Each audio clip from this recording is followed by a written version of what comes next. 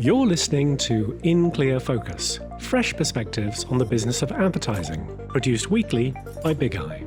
Hello, I'm your host, Adrian Tennant, VP of Insights at Big Eye, an audience-focused, creative-driven, full-service advertising agency. We're based in Orlando, Florida, but serve clients across the United States and beyond. Thank you for joining us. For the past several weeks, In Clear Focus has looked at some of the ways in which COVID-19 has impacted marketing, advertising, and consumer behaviors during the lockdown. This week, 31 states across America kicked off Phase 1 of reopening the country and hopefully restarting the economy. With the hospitality and senior living industries among the hardest hit by the COVID-19 crisis, this week, we examine how the pandemic is creating a unique set of challenges with regards to ensuring financial stability and meeting organizational needs. For this edition of In Clear Focus, we'll be hearing from 3 experienced leaders from ProfitSword, a business intelligence and data management software platform and Big Eye client for the past 5 years. ProfitSword's president, Maureen Allen, provides insights into some of the ways in which hospitality and senior living clients' perspectives and priorities have changed since the outbreak of the novel coronavirus. Chief Operating Officer John Crutchfield explains how agile practices can be scaled to meet the demands of the current market climate and lead to more seamless and effective work management experiences. And ProfitSword's Director of Business Development, Paul Benny, reflects on what sales and marketing professionals can learn from the current situation, what lasting changes will result, and how technology may evolve to meet new needs. My name is Maureen Allen, and I am the president at ProfitSword. ProfitSword is a cloud-based business intelligence software solution. It was founded in October of 2001 by Tilly Finley and Mike Patton, their co-owners. We're headquartered in Orlando. We also have a development office in the Atlanta area. We have just over 70 employees and over 100 partners, mainly with hospitality focus, that represent 3,500 hotels and over 25,000 users worldwide. ProfitSword was initially built to serve hospitality professionals, and our applications are very versatile. Because they're very versatile, we're able to actually branch out to different verticals, and we recently did that with senior living. And so our main module that we had for hospitality is now built to mimic what senior living would use, and that means like hotels versus units, that type of thing. But basically, we could branch out to any industry as long as they have a chart of accounts, and we could build it towards their vernacular and that type of thing. And I think we're heading that way for the future. But right now we're in hospitality and senior living. How would you describe to somebody what ProfitSword does exactly? So the software is business intelligence. Its main focus is forecasting, budgeting. We also have our daily income journals, a plethora of reports that we provide for our clients. And it's day-to-day. It's day-to-day, real-time information that our clients are able to see in a second. How did you arrive at a software as a service rather than an on-premise solution? We do have some legacy on-premise solutions, but as technology matured throughout the years and the cloud became less of a scary unknown, the benefits of our hosted solutions became the primary focus. With SaaS, software as a service, we have less implementation time, centralized support and maintenance. We are better disaster recovery options, scalability, and in some cases, labor cost savings for our clients. How has COVID-19 impacted the work you do day to day? So my day-to-day has not changed tremendously. Our team has always had the all hands on deck type mentality, and we truly have an amazing group of individuals that work together to accomplish any task or challenge that is thrown their way. So we're more heightened, we're more sensitive, empathetic to our clients mostly, and I've spoken to probably 90% of our clients since March. I've been calling them, talking to them. It's at the point where you're not sure if they're working at the office, but fortunately you have some cell phone numbers you could call them. So talking things through with them and helping them on our day-to-day basis. Our client service team has been giving a lot of tips and tricks. Our training team, because a lot of right now our clients may not be the same contact that we normally deal with. They may be furloughed. And so we're talking with other members of the team that are not as familiar with our systems. So our training team is on top of that, and they're making sure that everybody is able to contact us by phone, by email, by ticketing, whatever the case is. We'll have calls with them. We're doing webinars each week as well. So normally we do webinars once a month, but we're doing them every week. We're sending the tips and tricks out at least twice a week for people to help them with forecasting for the future and that type of thing. What are some unexpected challenges the current situation has presented to you? So, the travel industry as a whole has really been affected by the COVID-19 pandemic, as we know. It's struggling to keep their properties open, which definitely hurts them financially. We are working with all of our partners. Now more than ever, our partners need our application because ProfitSword Systems has always been web-based and available on any device at any time. So they're very happy that they have us. We're able to easily make any switches or changes for them. We've had a lot of clients ask for a new report. Can you do this for us because we don't have this report? And our reporting team, our development team, technical team, they're all on top of that. And they're helping with any new processes, any changes, really. We're helping monitor their day to day right now. Even though the occupancy is mostly below 10% in most hotels, they still have a staff there. So there are things that are being integrated back and forth with the hotel systems and our system. So we're monitoring that for them. ProfitSword also serves senior living facilities. How are they being impacted by COVID-19? Senior living communities, they're different. They have 24/7 residents. We've heard that most of all the communities have been on lockdown and are actually in need of more personnel at the time. So they're actually hiring. I've been seeing in social media that they're advertising to hire. They need staff to help out. We're not quite sure. We've heard from a couple of our clients that, they're really not bringing any new residents in, but if there is a case where they're the only solution, then yes, they are taking them in and they're, with caution and that type of thing. So those communities are very crucial right now, especially for, the 65 and older, as we all know, are more susceptible to obtaining this virus, unfortunately. Are there any ProfitSword clients that you feel are making a real difference for their teams, the industry, or local communities during this pandemic?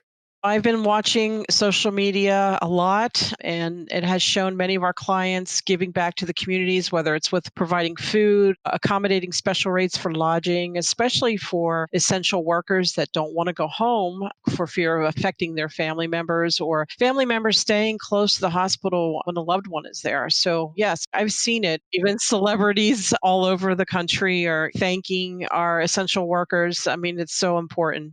What sources of inspiration help you remain positive through this? Since March, I've talked to at least one or two or three, maybe 10. There's days I've talked to 10 clients in one day, and just talking to them and hearing their challenges, but also coming up with solutions and helping them. I'm very inspired by their attitudes and their willingness to continue with us. And even though they're struggling, they're very adamant that we need your system and we're very happy that we have you and that your staff is able to still work with us on a day-to-day basis. So that inspires me to do more for anybody. I'm John Crutchfield. I'm the Chief Operations Officer at ProfitSword. John, what does your role at ProfitSword entail? Agile operations, client success, project management, implementation, software support, product development, and quality assurance. So there's a lot there, but my main focus is kind of the cohesion between those teams and rolling out agile methodologies to ensure we're not working in silos, right? At the same time, we're constantly making sure that the voice of the customer is understood at all levels within those departments working together. Now, with your background in Scrum, how are you using agile or lean practices in your day to day operations to get through the crisis? I think communication, commitment, transparency, those are values and principles within Agile, within Scrum those three I think we're drawn on most right now. Over the past couple of years, our system teams, they've done a great job getting the entire company rolled out with more, collaboration tools. So Slack, Chime, G Suite, Azure DevOps. Again, this lets us all be in constant communication, which is key. That ensures, again, we're not operating in silos. And then with Agile and Scrum, we now have the visibility to see what everyone has committed to. And with our daily stand-ups across the company, everybody's on the same page. So it really helps with no duplication of efforts at the same time as well. Your team has embraced remote working for many years. Do you have any advice on how to make working from home work?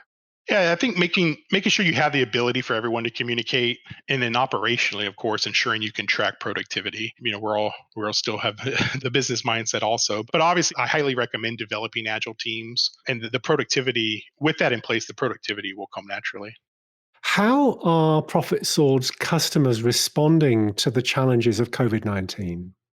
Oh, our clients, they're awesome. Our hospitality clients, they're obviously in the same boat as people in the airline industry, restaurants, cruise, just to name a few. The pressure we all feel daily in this crisis, that's compounded for them by the reality of furloughs, temporary property closures. Then there's those that are still working, but they had to take on the jobs of literally 6 or 7 people.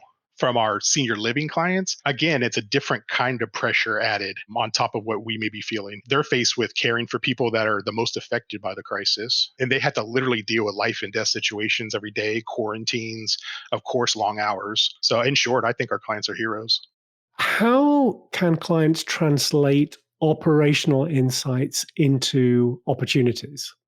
Well, I think every success and every failure is an opportunity. So both are going to provide you with insights. If you have that mindset of continuous improvement, you're going to win either way in the long run. To me, it really comes down to sort of culture and execution. So this starts with agreed upon goals, and then you align resources and capabilities to achieve those goals. So if you look holistically, you will notice gaps in efficiency or effectiveness. And then when you address those with that organizational goal in mind, any opportunities at the department or kind of an individual process level, they'll inherently be addressed.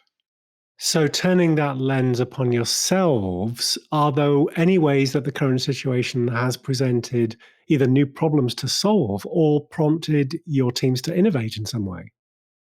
It has. I think innovation it's at our core. Going back to kind of operational insights, we saw a need for a new product that addressed the need for more in-depth visualizations, kind of real-time notifications, mobile compatibility. So our latest product, Profitability, addresses all of those. So what we did is we went beyond that. We took a look at all our products, including Profitability, and asked ourselves, how can we use our own products to make us more capable and again, satisfy our customers? So we've since developed dashboarding within our product Profitability to streamline a lot of our own internal monitoring processes. So this allows us to kind of take the burden off of our clients to monitor things like, is my data being imported? Are different parts of the system being used? When's the last time people logged in at the different property levels? Is anything out of balance from an accounting perspective? So having this visibility sort of from a global perspective has really allowed us to find issues proactively and help our clients focus on business continuity, and we'll focus on help keeping monitoring, making sure everything's up and running for them. Have any software features scheduled for development been accelerated in response to the current situation? We have prioritized some things that were further down the backlog. At the time, they weren't as important to our clients, kind of pre-pandemic. A good example is business interruption reporting. So developing this kind of functionality has moved from the original thought of, hurricanes or natural disasters, and to also now account for things like the pandemic and moving it up to get that done faster. So it makes it easier for our clients if they need to quickly report out on the extent of business interruption to a number of people, right? Management, ownership, insurance, government agencies. So we have moved up things like that. What are some of the ways that agile practices could help other companies meet the demands of the current moment? I think satisfying the customer, welcoming change, and working together, those are key principles of Agile, and focusing on these, among others. But it's put us in a great position to meet the current demands we're facing now. Are there any ProfitSword clients that you feel are making a real difference for their teams, the industry, or local communities during the pandemic? Well, in their own way, I think they're all doing great things. One of my favorite examples that I've heard from several clients, they're opening up their properties to traveling healthcare workers, to National Guard, and especially in kind of those hot spots around the country, in the hopes of helping contain the virus. So it's pretty inspiring stuff. Hi, I'm Paul Benny, and my role at ProfitSword is the Director of Business Development. My role at ProfitSword currently is all of the selling and the marketing as it relates to ProfitSword, the front facing of all of what ProfitSword is, going out to either somebody that doesn't know who we are, or even going out to our current customers as it relates to any opportunities that there may be to help them with our products. So, Paul, in what kinds of ways, if any, has your client or prospect outreach strategy changed during COVID-19? That's such a good question. It's almost like we talk about this every week about what our message is to people. And it has literally changed everything on a weekly or day-to-day basis. We've had to adjust. And so right now, the message to those that are out there, both in the hospitality industry and senior living, our message today is to really offer help. Everybody's in survival mode. And when you're in survival mode, you don't go out and look for things that you don't need. You don't do that in your own home versus your business. And so our message really is in the format of trying to help them and help them understand that we can actually be part of helping them in a survival setting. And we can, and we are. Our clients are, a testimony to that. They're using us day to day to help manage the situation. So our message is really to try to help them understand that we are in a position to help them. And we're trying to be as creative as we can with our products to help them get started with it in a time when it's difficult to do that. But that the message literally is we're here to help, and our products can help you actually fill a need today, right? Help you be better, help create efficiencies, help when you don't have staff to make an improvement in your processes, look at your information in a more efficient or better format than what you have today. So that's the message. And it's a little different in the different industries that we're addressing because their pain points and their needs are different. But generally speaking, we're trying to fit into the survival mode needs, right, that they have and share that message with people. Do you have any examples of ways in which clients or prospects are innovating their way through this crisis? I think our clients, they've come to us, and because we help them with their data today and we give them tools to use, they've come to us and they said, hey, we've never had to look at our business this way before. If you can help us with this, this, and this, get us this data, or set up a report that looks like this, or can we do this analysis, or we really like a dashboard so that we can see what's going on because we can't keep track. Those are the kind of things that we're getting from our current customers. And so it's almost like they're looking at their business in a different way because they have to. Everything's changed. In general, do your clients anticipate the economic impact of COVID-19 being relatively short-lived, or are you hearing that many foresee it now taking a relatively long time for the market to return to pre-COVID-19 levels? When we look at the data, because our clients are forecasting, right, and they are projecting with our system and planning ahead. And so as we look at the information on a high level, what we are seeing is we're seeing the curve begin to angle up as we get here midway through the summer. So we're talking about it's taking the turn here as we're bottoming out now, and it's starting to turn up here as we get to May and June. And then they are suggesting, again, this is very high level, so not specific by any market or anything. They are suggesting that as we get into the fall, closer to Q4, they are projecting that it's going to come back to what they had budgeted or close to what they had budgeted initially. So that would be the pre-COVID-19 levels. Now that's very generic and general because I think every market's going to be different, and even by hotel, it might be different. I can't really say, but factually, right, we can see what our clients are suggesting may happen. And that's the curve is going to come up here as we get towards the end of the summer. It's going to start really angling up big. And then it's going to, September, October timeframe, it's going to get back to where they budgeted. Now that's hospitality. How do things look different for senior living facilities? It is very, very different. On the senior living side, they are more of a month-to-month type of revenue collection, if you want to look at it that way, like rent, for example. However, the concerns in their environment are significantly different, right? Their concerns are mostly for the health and well-being and the care of the residents. That's where their concerns are. And so their projections and their forecasting is, done a lot differently. In fact, I would even suggest that in the past, it has been very much like create a budget for the year, and then you work through that, and there's going to be variances a little bit month by month. Well, I know in the situation that we're in now, their forecasting is probably shifting and changing because their budgets that they originally had, which, I would say don't go up and down a whole lot, in the past normal day to day, that's happening a lot more, right? Even things like their supplies and keeping track of the things that they're now having to provide to their residents that have all changed. Their business models have shifted a little bit, right? And labor, of course, is a concern for them, a big concern for them. It's a different kind of labor concern for them, but it's still a huge concern. Even things like people coming and going from senior living facilities, you can't really do that very much. So what do you do for staffing, right? That is a big concern for them to care for the residents. So they still have their business. They just have to adjust to being able to take care of those residents and keep things running smoothly in a strange environment. In the past, ProfitSword's marketing strategy has typically involved attendance at trade shows and industry events.